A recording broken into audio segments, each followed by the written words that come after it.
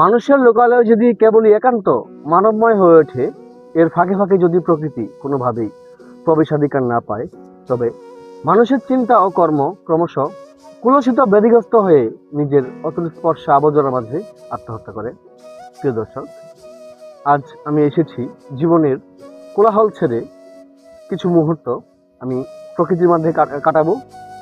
আমার সামনে দেখতে পাচ্ছেন পানি যাচ্ছে, আর এরকম একটা প্রকৃতির পরিবেশে আমি আপনাদের মাঝে বসেছি একটা ছোটখাটো একটা আয়োজন নিয়ে।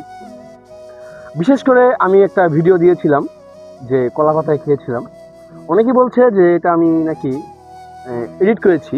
তো বন্ধুগণ, দেখতে থাকুন তাহলে আমি এখন খাওয়া দাওয়া করবো। বিসমিল্লাহ। প্রথমে নিচ্ছি লাউ শাক এবং ভাত, এরপর আবার নিচ্ছি সব খাবো মিষ্টি কুমড়া এবং ভাত, মিষ্টি কুমড়া শাক এবং ভাত, টমেটো,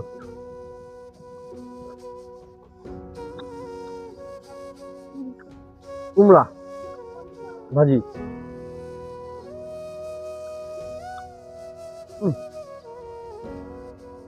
গুঁড়ো মাছ ভাজি,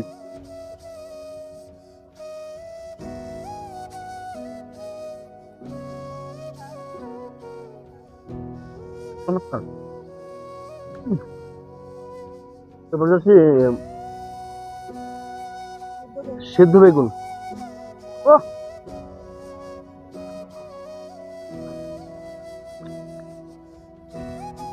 সত্যি ভর্তা,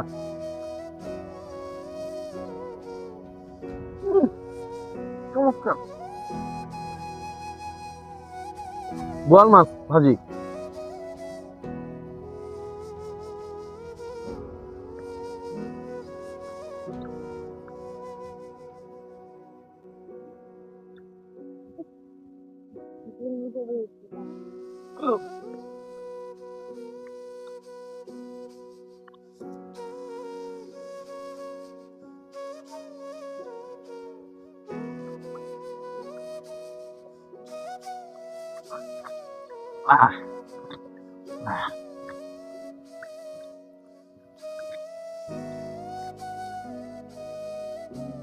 পৃথিবীতে সবচেয়ে শান্তি হলো মানসিক শান্তি।